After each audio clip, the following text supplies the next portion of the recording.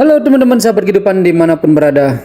Bagaimana kabar kalian hari ini? Semoga teman-teman semua dalam keadaan sehat ya semua. Dan selamat datang di cerita sahabat kehidupan. Pada cerita hari ini saya akan bercerita tentang nasihat orang tua yang perlu diingat. Mungkin teman-teman semua pernah merasakan atau diberikan nasihat oleh orang tua. Dan pada cerita hari ini adalah sebuah pengalaman yang saya dapatkan dan dari momen-momen saran, nasihat yang memang perlu saya bagikan kepada teman-teman semua. Bagaimana kita bisa menjadi manusia yang lebih baik ketika kita melakukan saran yang diberikan oleh orang tua, baik orang yang sudah tua, orang-orang sekitar, berdasarkan pengalaman pribadinya. Saat hidup lagi berat-beratnya, kita mendengar saran mereka, nasihat mereka, kita menjadi, oh iya, ternyata seperti ini tuh solusinya. Gitu. Yang pertama adalah, kalau teman-teman sedang capek-capeknya, bukan berarti teman-teman itu gagal. Mungkin teman-teman butuh yang namanya istirahat saja. Jangan lupa makan, jangan lupa sholat atau sembahyang atau apapun itu. Itu adalah nasihat yang pertama. Yang kedua adalah, kalau ada teman-teman sekitar kita yang berubah, jangan terburu-buru dalam pikiran kita menyalahkan diri kita sendiri. Gak usah dipikirin. Kadang memang ada orang yang cuma mampir dalam hidup kita, bukan untuk tinggal. Yang mampir, dia tiba-tiba pergi, ya sudah, lupakan. Yang tetap tinggal dalam hidup kita, ya disyukuri. Seperti teman-teman kita yang dengan setia nemenin kita pada saat kita lagi susah, lagi ada masalah, ketika kita butuh pertolongan mereka selalu ada.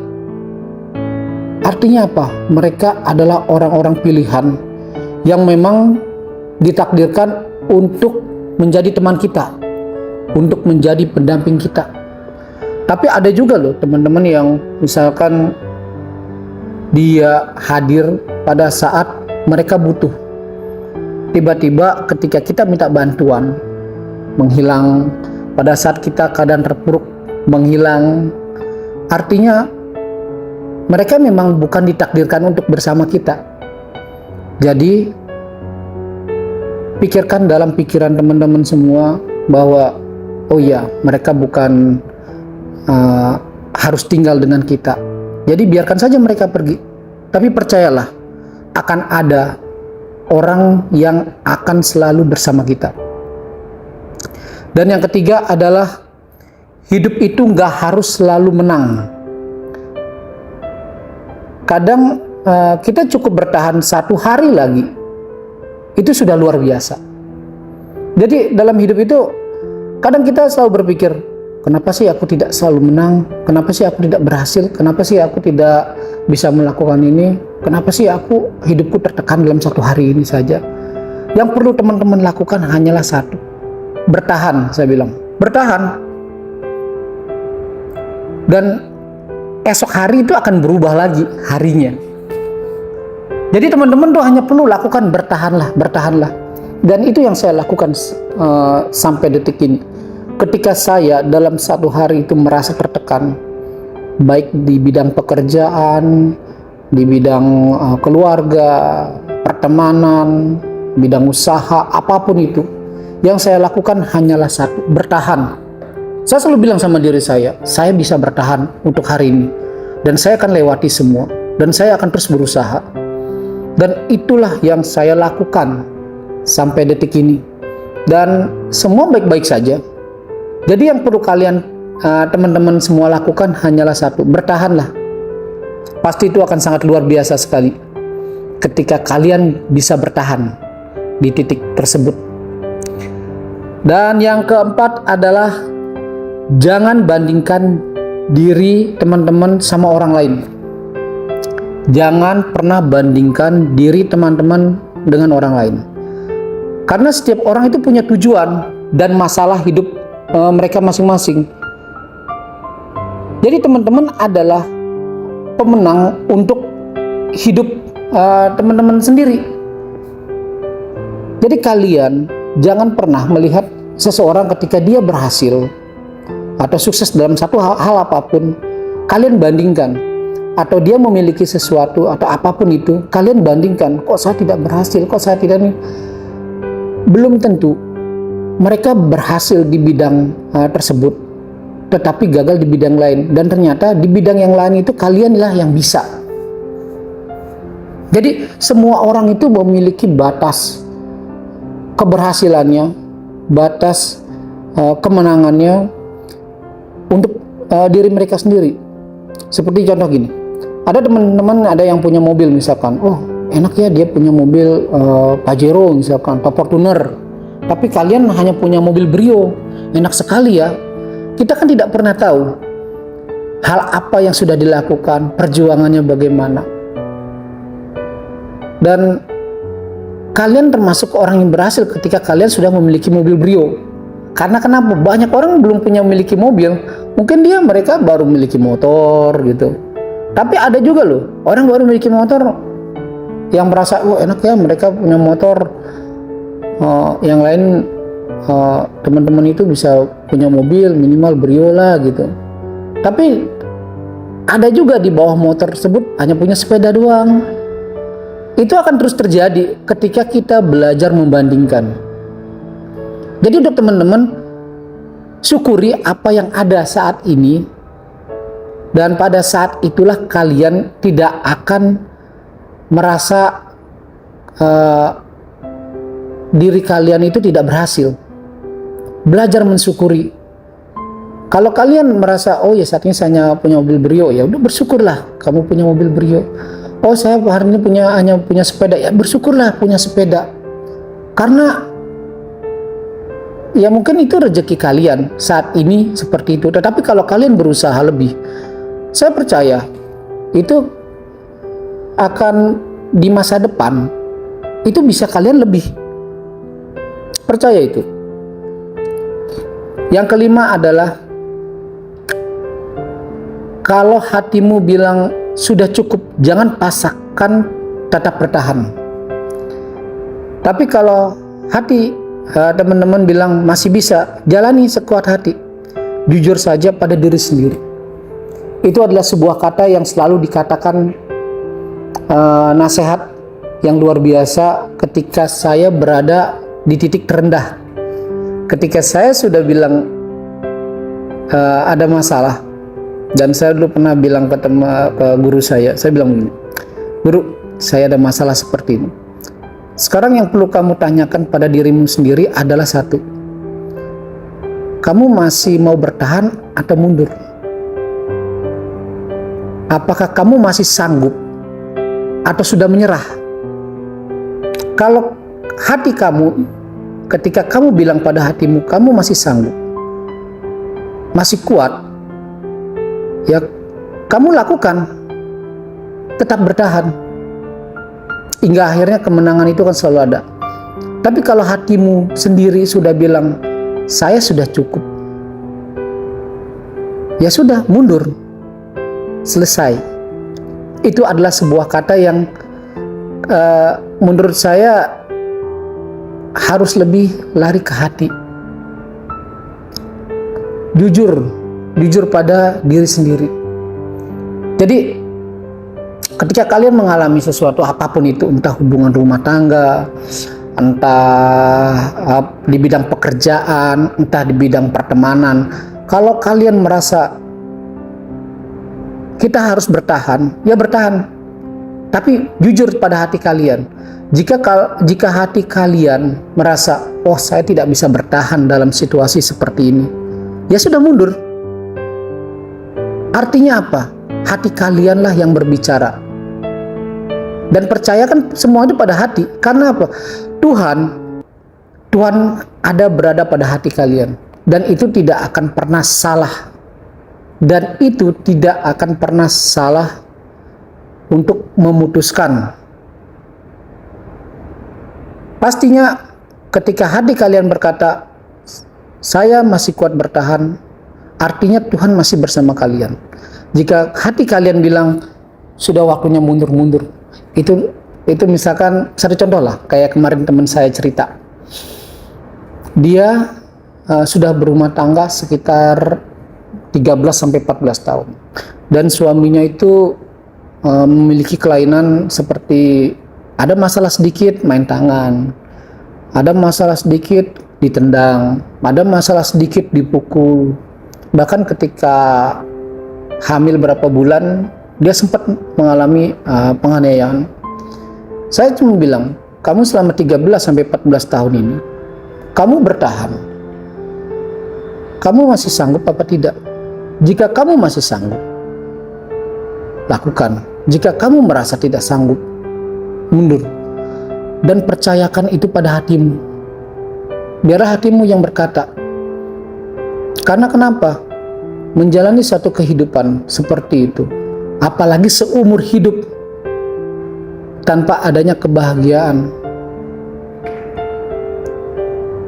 kamu akan tersiksa.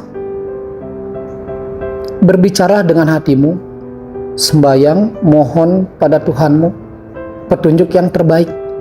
Ketika hatimu sudah berkata, oh iya sudah waktunya, ya sudah lakukan. Artinya apa? Itu adalah jalan yang terbaik. Itu adalah jalan yang terbaik.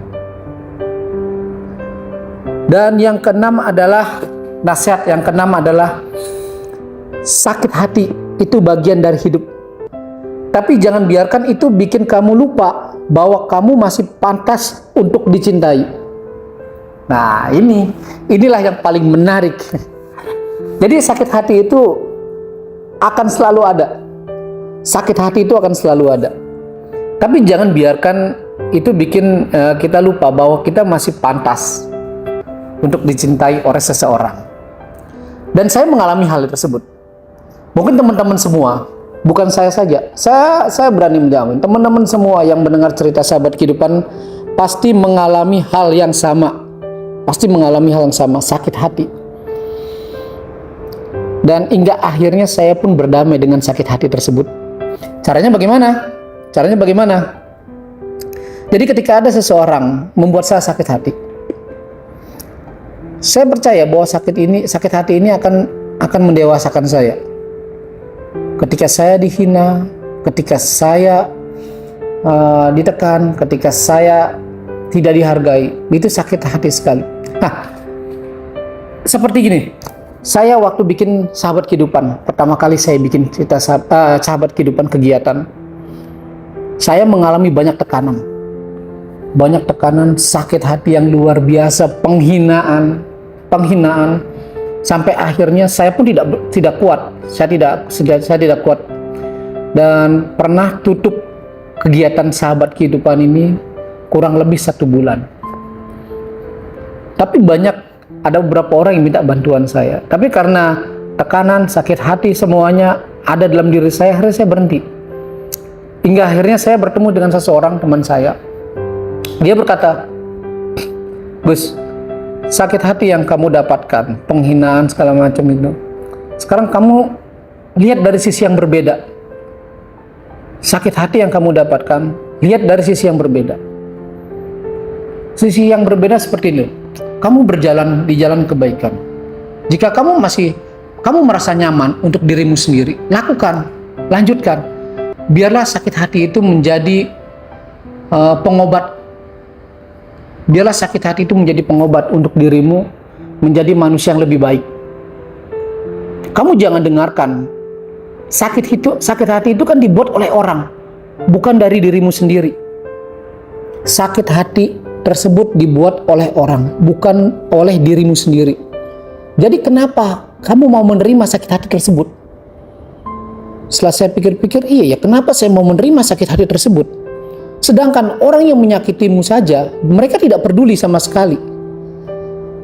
Mereka tidak peduli sama sekali. Dan saya pun berpikir mereka tidak peduli. Kenapa saya harus pedulikan? Dan akhirnya saya pun melupakan, mencoba memperbaiki sakit hati saya, mencoba berdamai dengan hati saya supaya dia tidak sakit.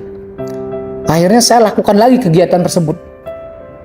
Tetap penghinaan ada, hingga akhirnya saya bisa bertahan 6 tahun ini.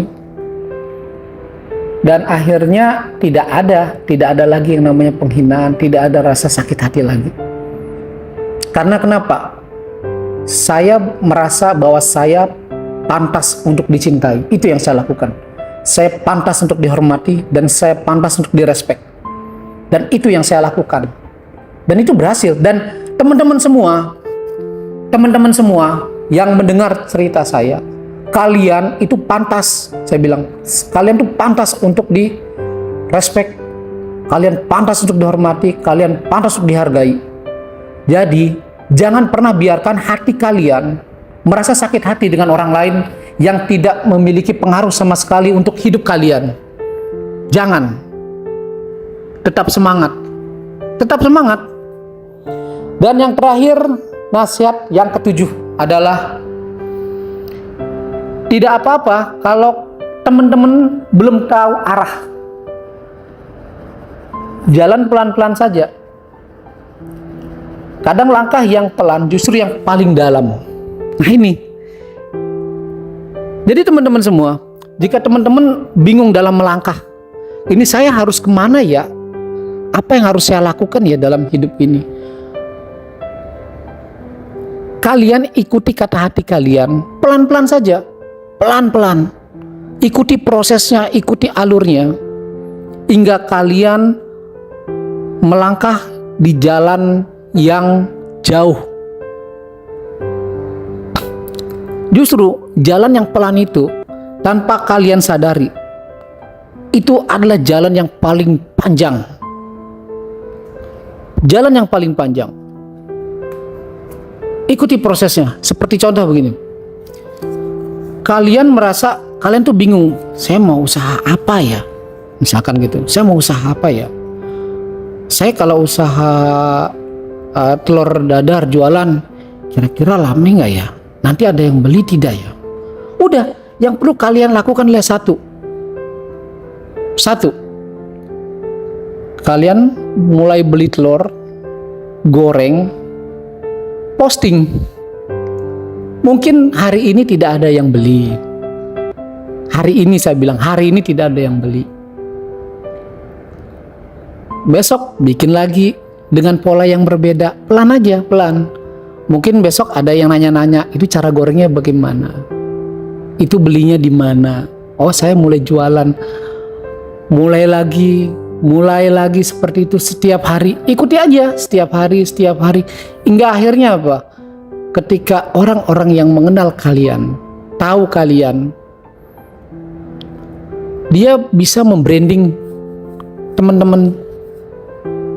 Hingga akhirnya rame nanti jualan, bisa punya warung, mungkin nanti bisa GoFood, segala macam. Nah itu prosesnya seperti itu loh. Kadang langkahnya itu harus pelan-pelan. Sama seperti teman saya kemarin, dia usaha mobil, ngecat. Saya selalu bilang, udah pelan-pelan saja, ikuti alurnya. Nanti juga pelan-pelan.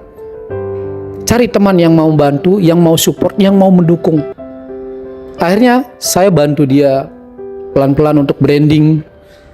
Saya kasih saran, saya kasih masukan. Udah ikutin pelan, satu hari.